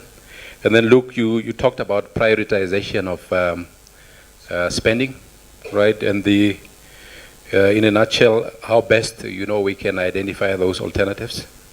And then finally, from William Chanza, the policy direction, not their policy direction, but the expectations from your end, what these research institutes should do, and then the role of the private sector. Can I just maybe give Wandile a chance to engage any of those questions? Maybe can you take up the question of youth incentivization? Yeah, Chair, I will be wide-ranging but brief. The first one on the youth, I'm not fully convinced, Chair, that the young people don't want to get into agriculture. I think what becomes clear is that if the sector doesn't display clearly the economic incentive, the young people are driven to areas where they see a better future for themselves. And I think if we begin to emphasize a lot the commercialization path and the value chain opportunities, we can see young people getting into the sector. And I'm saying this, of course, narrowly learning from the experience that I see in South Africa, but also looking at East Africa on some of these social media networks where I get to interact with a lot of kids from Nigeria, as well as on the East Africa part, where I see a lot more that are there. But I think if the economic value is emphasized, young people will go on that. And I do want to also just remark, and thanks for that point, Mr. Makaka. On Mr. Vasharpal's point, I think either it's a cooperative or commodity association, really any of that can work. The reason here in South Africa, we tend to think about the commodity association, which the chair himself in there, Sol, is engaged with some of those in Namibia, is because of the deep learning where we know that if this is a beef association, we will be able to address all things within that commodity. While if it's cooperative, where one person is doing beans and the other one is doing this, then the knowledge and the learning and the intervention gets to be scattered across a range of commodities. But we like to narrow it because we usually argue for the issues and address challenges that are affecting one commodity at a time. That's why we prefer that. But I think it differs environment by environment. Any of these would actually work. You know what, William, I wasn't going to speak this, but I'm from South Africa, where trust issues are not only about private sector and public sector, they are also about black people and white people and Indians. South Africa is this rainbow nation where trust is a big issue when it comes to that. And I'll tell you this, the only thing that we've been able to do in here, and Dr. Macho Kalaba is sitting to your left, just in front of Stephen. If you look to the right of Stephen, you will see him is sitting somewhere there. He has dreadlocks. He'll be able to address on this. But what we've been able to do is articulating very clearly what is necessary for South Africa and what would make everyone else better off. And then once the big vision is agreed upon, the way of delivering that, then we are able to assemble to say, in terms of the private sector, this is what can be done in there. In terms of the public sector, these are things that we think you should be addressing. So I think, Mr. Vashasha, you are being very hard on Innocent, saying private sector does these bad things. I really think it's about allocation of the responsibility, but at the starting point has to be an agreement on what is a broad vision for each country on actually articulating this. Let me close with Luke, and I have a meeting with you, Luke, in coming weeks. Luke, the thing about spending, I mean, you are right on that. It's very low, but I think what will be necessary, given the fiscal constraints that even Nancy talked about in Kenya, is really about prioritization of what's there. And again, I will lean in my own small country in South Africa that there's a lot of money that gets spent in agriculture, but the key issue where you sometimes don't see the results is about how that spending is managed. And that issue that you are raising, look, can be aligned again with with William's point about the prioritization. Once we know what are the priorities of the country, channel the small funding to that right area over a set period of time. And I think then we can be able to see the results. But we just have so little money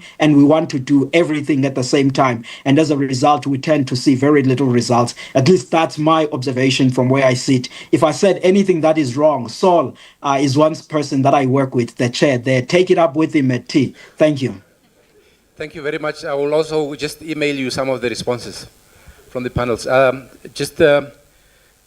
Maybe just to conclude, any panel member just taking up the questions? Innocent? Yeah, I think it would be a crime not for me to not take up some of the questions, given that most of the questions were specifically shot at me, right? So even though I have a shield. So I think a thread that cuts across most of the questions is the misconception about the difference in interest between public and private sector. There is a notion that private sector is interested in quick wins, immediate profit, and do not care about what happens in the future. Well, if you do business as government officials with briefcase business people, so you're a politician, you get elected into office, you call your friend who didn't do anything about fertilizer before, and you give him a contract to supply the country's need of fertilizer. Yes, you'll be there 1 year, and it's not there next year. But if you find someone who's invested billions, millions of dollars, I mean, take for example, Dangote has a plant in Nigeria that is $5.2 billion. Returns on that does not come back in 10 years fully. So he cannot have an interest in a quick profit that will destroy the market for the future. So I think we need to understand that there is a place of common interest, which is the long-term good life for all of our people and for the sector. This is why I said we assume that we know each other, but we don't know each other enough yet. We need to get into the room together, public sector, private sector, and let's talk. We'll suddenly find out that we actually have common interest. What is at risk is that we take a decision for a 1-year intervention that destroys investment that have been building over the years. Let's say you take a subsidy decision that allows private sector to pack its business and get out of the country in 1 year. If they've been there 15 years, they've built some local capacity, they've built a system, that whole system is lost. You go back to 10 years back. So it's always very valuable to speak. I believe there are common interests that we need to explore together. ANAPRI, we started this conversation already, ANAPRI and the network. What's your role? Now, one of the things we're doing as the fertilizer industry group is to say, let's work with the ANAPRI and ANAPRI centers to do the kind of research that will generate the kind of data that will help policymakers to take the right kind of direction with policies that will be friendly to both the public and the private sector, in quote. There has to be a place where the environment is good for all of us to work together on a long-term basis, right? Luke's question, I think if we put the small money that we have in creating consistent, sustainable markets. So, for example, a lot of the product that USDA uses to do commodity exchange, to support programs that we're quoting on the continent, is product coming from what you call strategic reserves, excess output of farmers that is bought and kept. So there is nothing stopping African countries from doing that. And when you do that, the money is not lost. It's actually not a sink. It's money that recycles. Because when prices are high, you pump it into the market, you get the money back. Next year, you mop up excess. So you keep prices high, and you keep the system running. So we can talk a bit more about many of the questions. But here, we are together. Together, we will deliver Africa from food insufficiency. Thank you. So Chair, allow me 1 minute just to answer Luke's Thank you. question. Yes.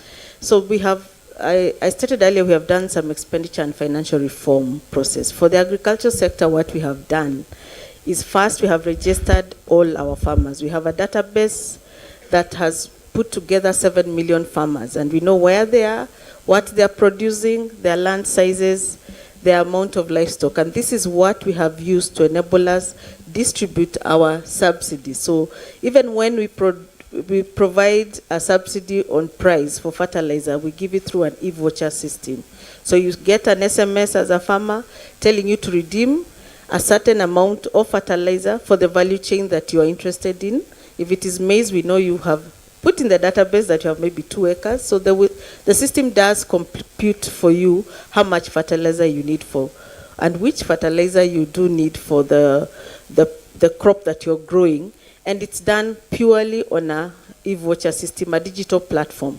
And that is one of the reforms that will help us use the little resources that we have more efficiently. So we are extending that not only for the crops, but we want to introduce it for the livestock sector also, where then the farmers can redeem their vouchers for vaccination. Remember, for livestock, we are having 3-pronged approach. We want to improve nutrition, genetics, and health.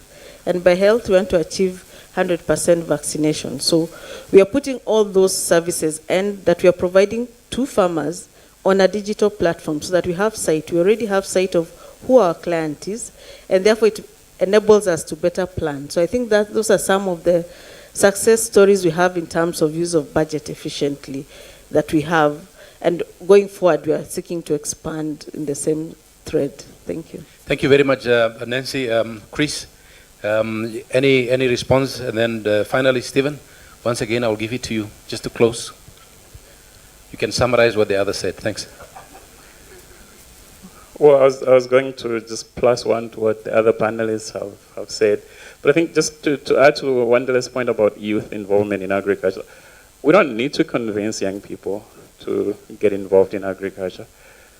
If we can guarantee that a young person getting involved in agriculture will get them that iPhone 17, they're convincing, they'll do it. And so let's change the economics, let's change the narrative around agriculture from this struggle to something that makes business sense. Thank you very much, Stephen. And thank you so much. I will take on the issue of youth and the trust between private sector and government institutions.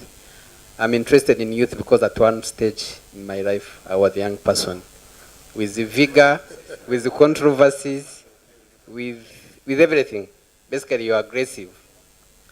And if you don't manage that strength, that motivation, you are the risk that is very heavy. So borrowing from what Rwanda is doing in terms of organizing youth, you can organize them either through cooperatives or collective investment companies. And then it's easy to give out the incentives that are profitable. From here, what they have done, the veterans that I was talking about, after organizing them in groups, collective investment companies and cooperatives, they were given out the land.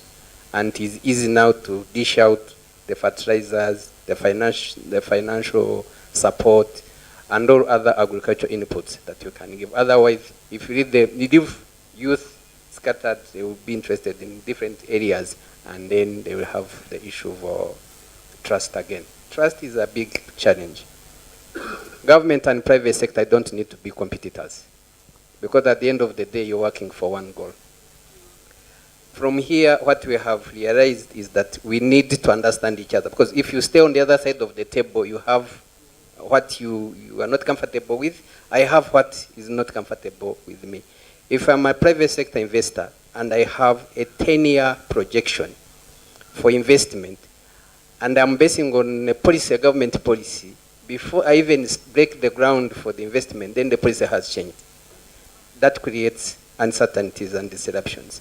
So what we have come up with as a formation of dialoguing all these challenges, we formed what is called PPDs, public-private dialogues, across all the sectors. So you discuss policy issues, you discuss initiatives, you discuss investment opportunities, and here you can share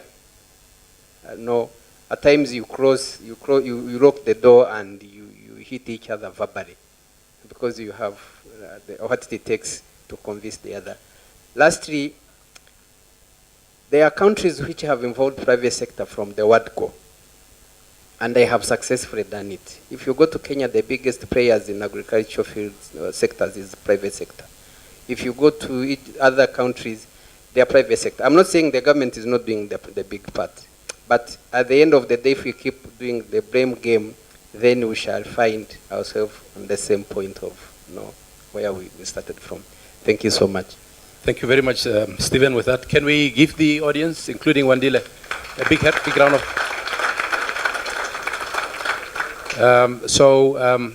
I'm just informed that we are out of time, unfortunately or fortunately, depending on how you're looking at it. So the panel members are at your disposal. They are around if you want to engage them and for discussions.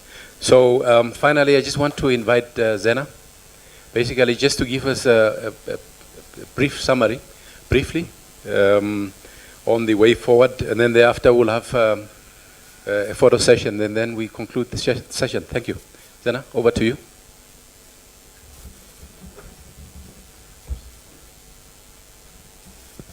Yes, good morning. My name is Zena Mpenda from Sokoine University of Agriculture, Tanzania. Moderator, the panel and the presentation has been great. It's very difficult. I found it very difficult to summarize. So I'll skip most of the part, and because of time, I'll just address some few things. Yeah. So please bear with me. This is what I've managed to capture, but I know there's a lot. Just to quickly look at the global disruption in Africa. We agreed that there's a lot of discussion, so we know the disruptions, but then we need to appreciate the outcomes, yeah, that the staggering outcomes. Some of these outcomes are short-lived, some of them are long-lived, so we need to see how to address depending on the outcome. We also saw that government, they take different initiatives to address these disruptions. And we, based on the presentation from Ali, we saw two areas that have been looked at: the government expenditure in agriculture, but also we saw contribution from the donor society, the development flows. Yeah. But we also see that the development flows are declining. So we need to take some initiatives. And then we ask ourselves, why is it not that we do perform despite the efforts? And we saw that there are some conflicting interests. For the government, they have nutritional issues to address. At the same time, they have got the climate issues. There is how to sustain production while they are depending on smallholder farmers. So those are the conflicting issues to handle. So they need to be looked at. So we also, from the panelists, I'm just going fast because of time. For the panelists, I've tried to group them based on their categories, those from the government, from the private sector, and from the donor community. And starting from the government, they show evidence from their experience on what the government are doing during disruptions.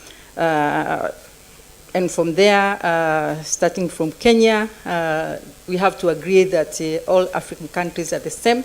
So we are faced with the same challenges, and we try to address them in similar ways.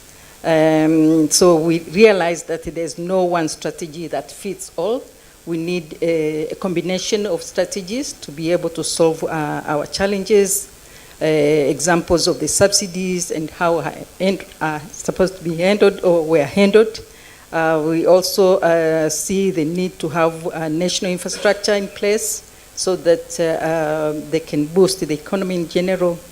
In short, we need to have a cocktail of initiatives to be able to meet some of these national objectives. We also, from the government, we kind of say we need to understand the disruptions that they are also different and they bring different outcome. So we need to have some plans. At the same time, we need to be able to balance between development plans and politics, because the government also needs to stay in politics, but at the same time, they need to address some development issues.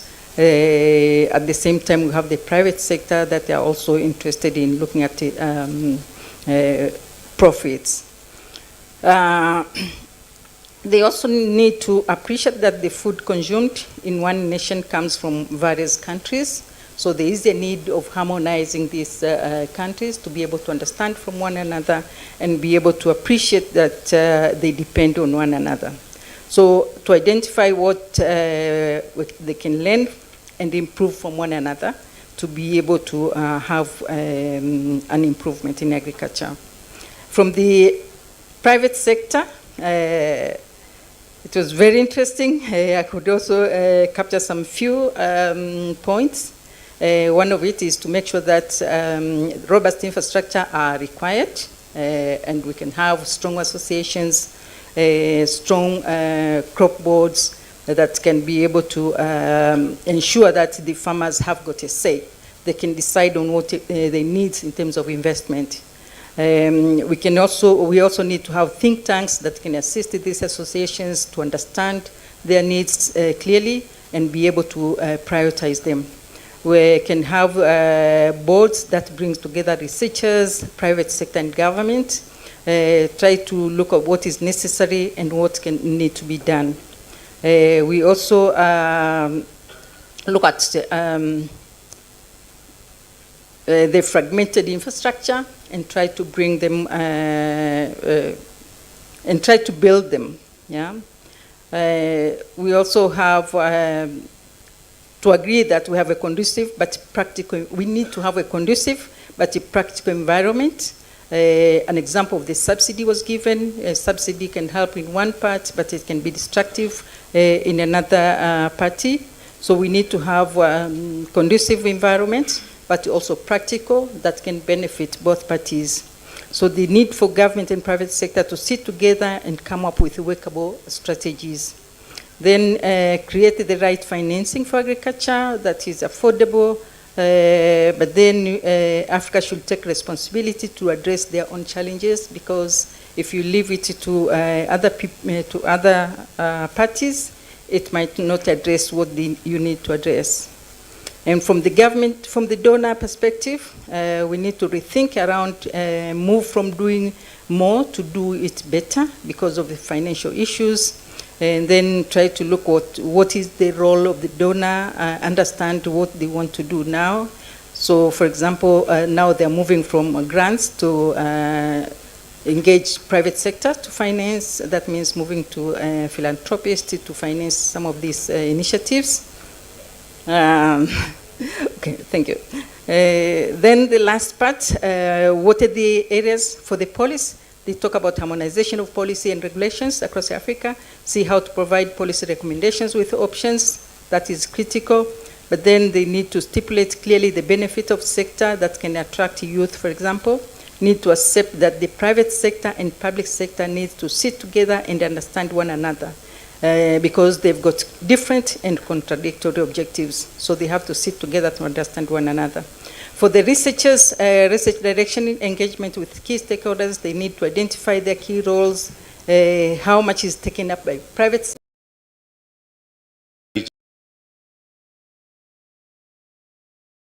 I'm given an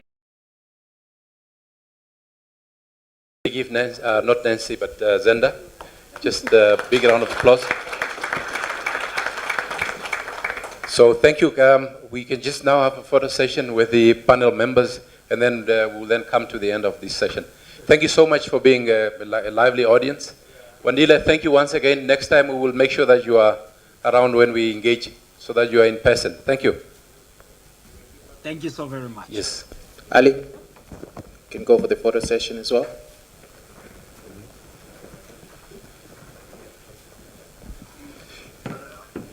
Colleagues, as we prepare to wrap up this session, I'll do a quick housekeeping announcement. I'll just let this photo session quickly conclude.